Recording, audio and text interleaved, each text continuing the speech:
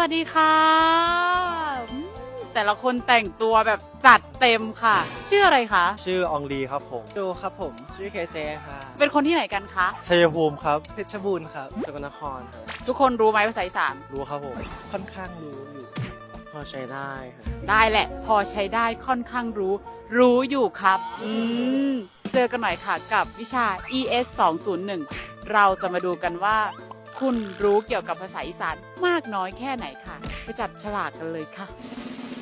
จับอันเดียวพอนะคะ ช่วยเดียวพอนะคะ ได้คำว่า บักอื้อ บักอื้อแปลว่า ฟักทอง ฟักทองนะคะ ถูกต้องค่ะ บักอื้อแปลว่าฟักทองตัวอย่างเช่น บักอื้อหน่วยนี่เอาไปแกงคือสิเป็นตะแสบเนาะหมายความว่าฟักทองลูกนี้เอาไปทำแกงน่าจะอร่อย รู้คำอื่นอีกไหมขอคนละค บักโจ๊ก ำบักจกแปลว่าหยัง เสียมใช่ไหม บักจกแม่นล่ะแมนเสียมมันไม่ถูกคนต่อไปคำว่า บักยมเหรอ บักยมแปลว่า มะยมหรือเปล่ามะยม